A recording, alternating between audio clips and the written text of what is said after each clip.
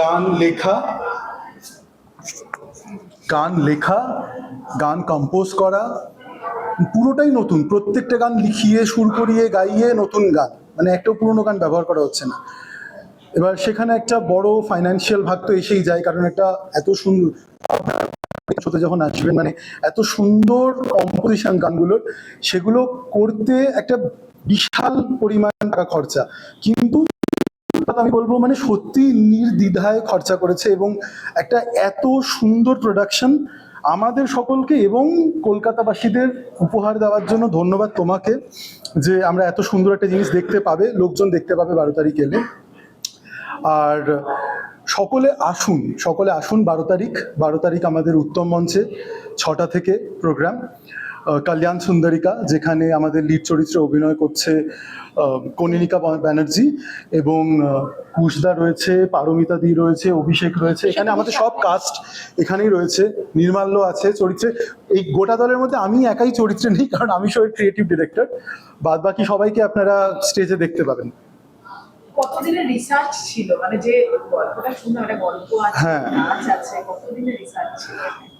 রিসার্চের কোনো সীমা নেই। আমি একটা কথা বলে শুরু করব। ব্যাপারটা হচ্ছে, আমার মনে হয় এটা সবার জন্য সেম, এই আমার এখানে যতজন দাঁড়িয়ে রয়েছে, যে আমরা কোথাও একটা গিয়ে হয়তো সবাই, ও হ্যাঁ, ঢেকে গেছে, একটু সামনে, আমরা কোথাও একটা গিয়ে হয়তো সবাই মাইথোলজি সাবজেক্টটাকে পছন্দ করি, যেই কারণে ছোটবেলা থেকেই এই গল্পগুলোর সাথে আমরা বড় হয়ে উঠেছি।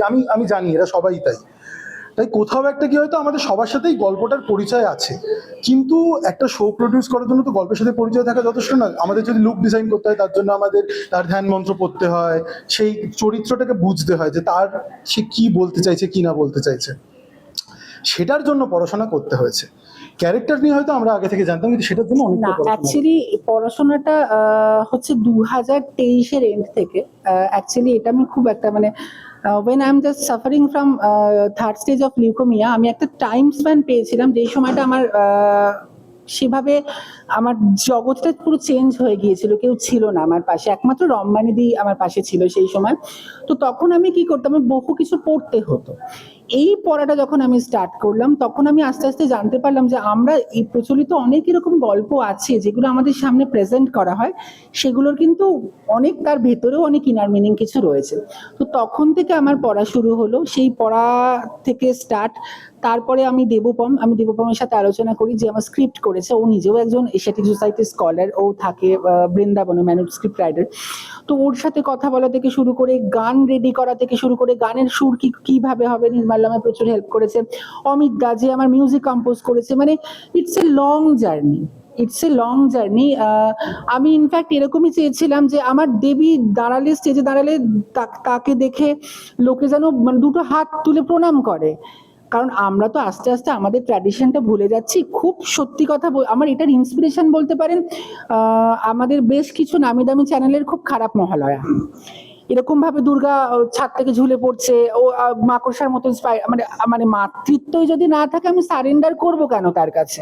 আমার মাও তো রাগী, আমার মাও তো আমাকে মার দেয়, বকা দেয়, কিন্তু আলটিমেটলি দিনের শেষে তো একটা প্রশান্তির জায়গা, একটা শান্তির কোল। তো সেই জায়গা থেকে আমি খুব সার্চ করছিলাম যে কিভাবে, আর এটা খুব কোইন্সিডেন্টালি আমার সাথে হয়েছে। আমি নিজে আমার বাড়িতে মা অন্নপূর্ণার মূর্তি বানিয়ে পুজো করি। আমার ঠাকুমা মারা যাওয়াতে আমাদের সামাও এবারে অন্নপূর্ণা পুজোটা হয়নি, কিন্তু আমার হয়তো নাচের মাধ্যমে সেই শ্রদ্ধাঞ্জলিটা আমি দিতে পারলাম। আবার এটাও আমি তারপরে শুনলাম, আমার প্রোডাকশনে কনিনিকা দি অন্নপূর্ণা চরিত্র করার পর কনিনিকা দি আমাকে বলে, জানিস আমি ওই অ্যামাউন্ট তুই যেটা করেছিস সেইটা দিয়ে আমি আমার বাড়িতে অন্নপূর্ণা পুজো শুরু করেছি। আমি বললাম, বাহ, মানে আমার পুজো এখানে যদি আমার বাড়িতে না হয়ে থাকে, মা আমার হাতে পুজো নিলেন, স্টেজেও পুজো নিলেন, আর আমার মাধ্যমে তোমার হাত থেকে পুজো নিলেন।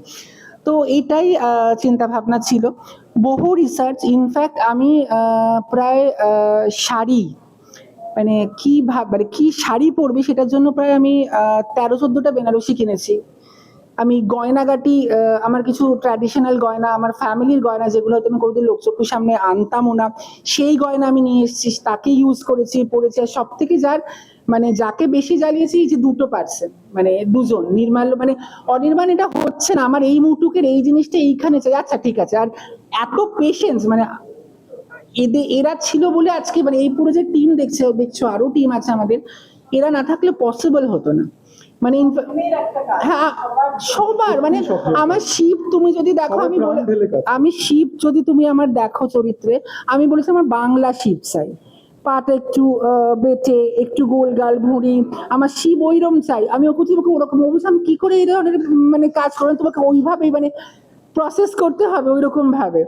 তো আমার বীরভদ্র কাল ভৈরব মানে অনির্বাণ লালই কস্টিউম আমি বীরভদ্রকে পরাবো, অনির্বাণ লালই আমার চাই কুস্তার ক্ষেত্রে যেটা মানে কাল ভৈরব প্রথমে আমি রেফারেন্সটা দেখেছিলাম নেপালের যে কাল ভৈরব, তারপর আমি আরো স্টাডি করতে শুরু করলাম কাল ভৈরব, তারপরে আমরা ফাইনালি একটা ফাইনালি তারপর জায়গাতে এসে মানে আমাদের কিন্তু দ্বন্দ্ব হয় হ্যাঁ, একটা হ্যাঁ, বিষয় নিয়ে, ভীষণ, সবাই বলে, ভীষণ, "এইটা এরকম ভীষণ।" হবে না, ওটা হবে না, তারপরে আমরা কোথাও থেকে এক জায়গাতে আসি সবাই, ঠিক আছে এটা হোক। তো, কবে দেখা যাবে এবং কোথায় কবে দর্শকরা দেখতে আচ্ছা। পাবেন আবার? এটা এটা এটা আমাদের মানে নেক্সট টাইম শো, কিন্তু নেক্সট টাইমে আমরা আরো নতুন কিছু নিয়ে আসছি। এটা 12ই জুলাই 2026 সানডে সন্ধে 6:30 উত্তম মঞ্চ।